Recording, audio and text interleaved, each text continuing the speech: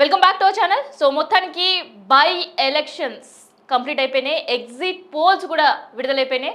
అయితే exit polls చాలా వరకు సర్వేలు అన్నీ చూస్తే బీఆర్ఎస్ గెలుస్తుంది అండ్ ఎగ్జిట్ పోల్స్ మాత్రం దానికి భిన్నంగా కనిపిస్తున్నాయి. చలో అసలు ఏ ఎగ్జిట్ పోల్ ఏమంటుంది అనేది చూసే ముందు మన స్టూడియోలో ఇవాళ ఖాదర్ పఠాన్ గారు ఉన్నారు. ఒక్కసారి మాట్లాడదాం. మెగా పొలిటికల్ స్ట్రాటజీస్ అనే ఎగ్జిట్ పోల్స్ ఇచ్చారు.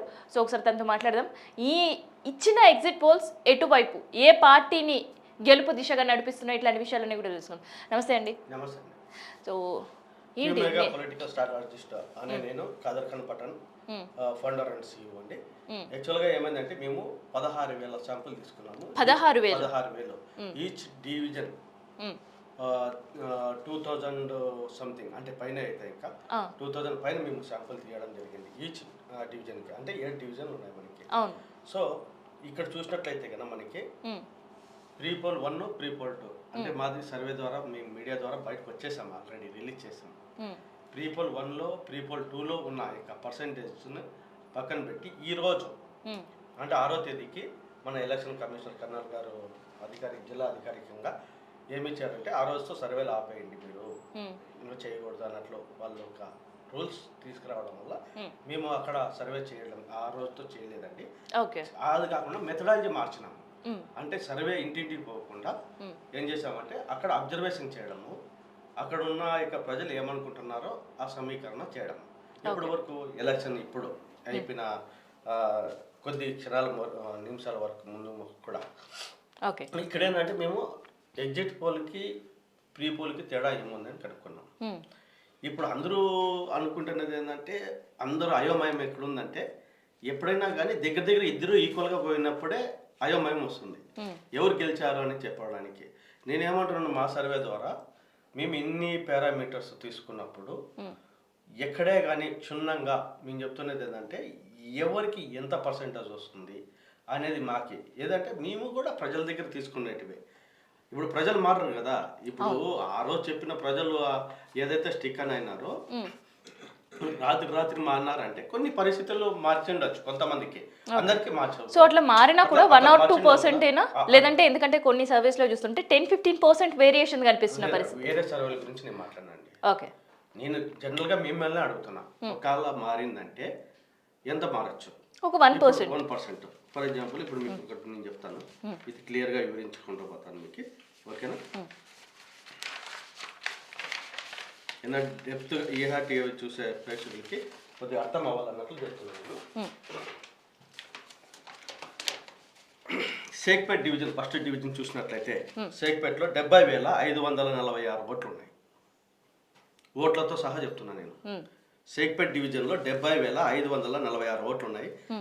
బీఆర్ఎస్కి 43% పోల్ అవుతుంది, కాంగ్రెస్కి 45% పోల్ కాబోతుంది, బీజేపీకి 10.5% అవుతుంది, అదర్స్కి 1.5% అవుతుంది. ఇది షేక్పేట్ డివిజన్. ఇప్పుడు కాంగ్రెస్ పెరిగింది ఓటింగ్. ఇక్కడ రెహమత్ నగర్ చూసినట్లయితే 45% బీఆర్ఎస్కి, 44% కాంగ్రెస్కి, బీజేపీకి 9%, 2 అదర్స్కి వచ్చింది.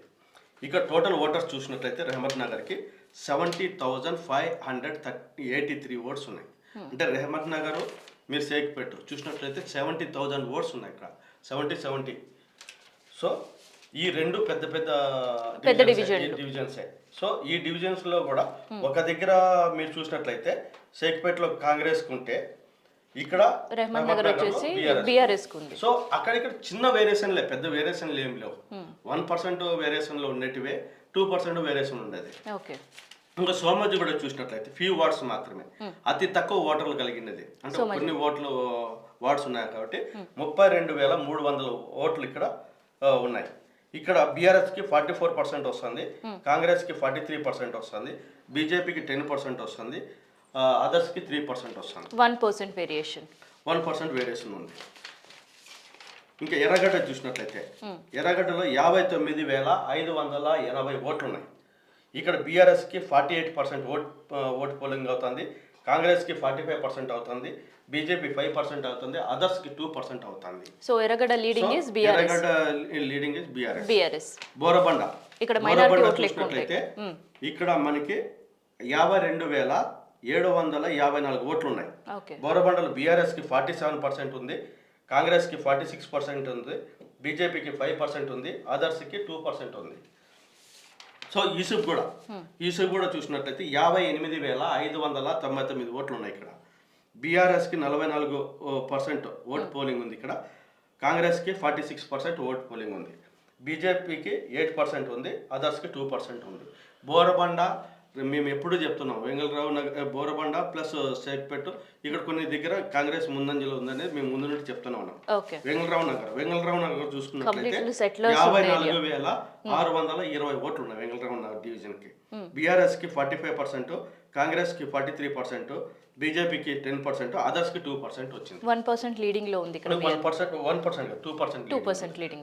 లీడింగ్ ఉంది. సో టోటల్ గా మేము చూసినట్లయితే టోటల్ పర్సెంటేజ్ ఆఫ్ చూసినట్లయితే ఓటింగ్ పర్సెంటేజ్ ఎట్లా ఉంటది, ఏ పార్టీకి ఎంత ఉందో చూద్దాం. ఎన్ని ఉన్నది అంటే బీఆర్ఎస్ కి 45% ప్లస్ ఆర్ మైనస్ 2% అన్నాం.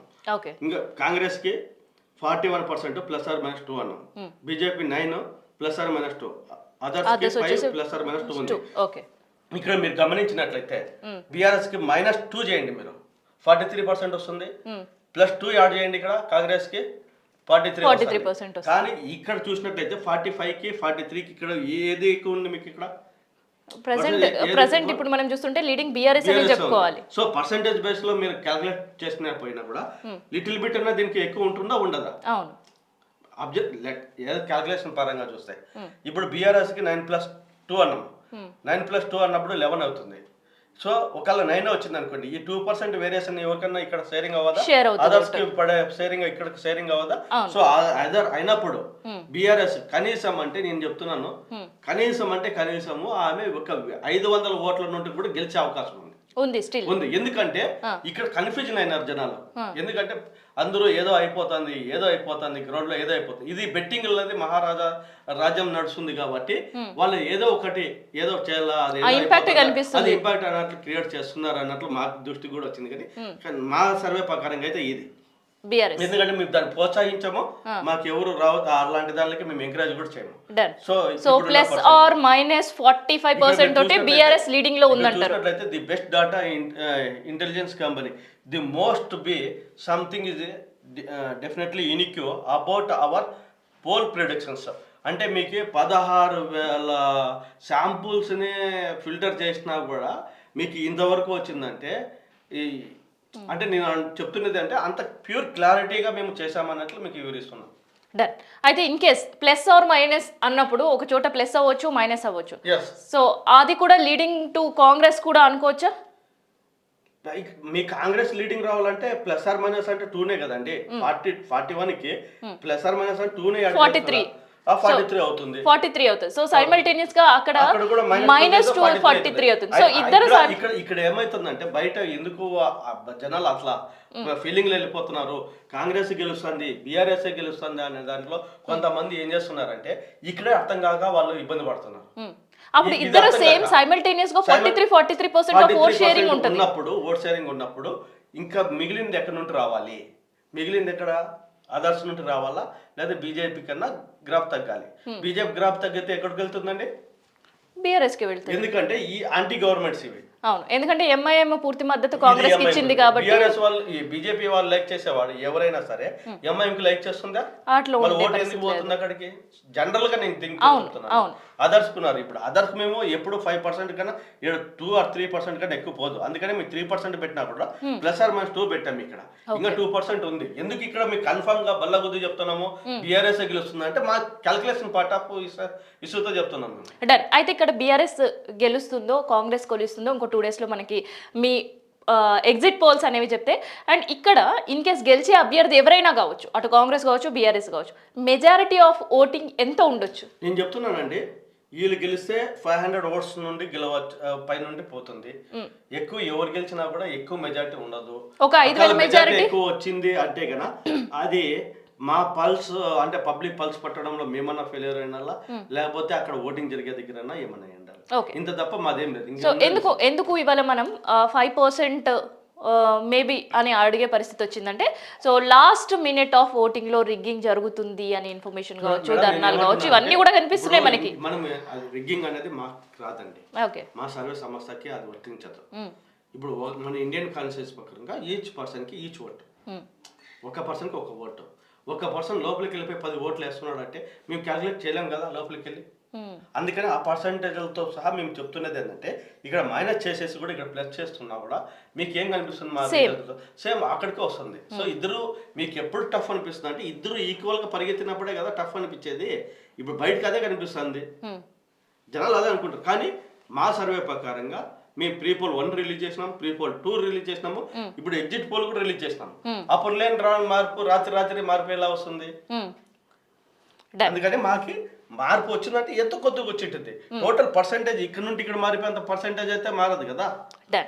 సో ఇదనమాట మొత్తానికి అయితే exit poll Mega Political Strategies చెప్తుంది ఏంటంటే బీఆర్ఎస్ క్యూ మెగా పొలిటికల్ స్ట్రాటజీస్ చెప్తుంది ఏంటంటే end of the day majority పెద్దగా రాకపోయి ఉండొచ్చు, కేవలం ఎవరు గెలిచినా ఇక్కడ ఏ అభ్యర్థి ఏ పార్టీ గెలిచినా కూడా మాక్సిమం 500 to 1000 ఓట్స్ మాత్రమే విన్ అయ్యే అవకాశం ఉంటుంది. 500 మధ్యలోనే కాదు, 500 నుండి స్టార్ట్ అయితే వాళ్ళు ఎంతవరకైనా గ్రాఫ్ కావచ్చు. సో మాక్సిమం అయితే బీఆర్ఎస్కే ఇక్కడ లీడింగ్ అయితే కనిపిస్తుంది. సో నిజంగా ఈ సర్వే రిజల్ట్ అవునా కాదా, నిజంగా అక్యురేట్గా చేసిరా లేదా అంటే ఇంకో 2 days అయితే వెయిట్ చేసి చూడాల్సిందే.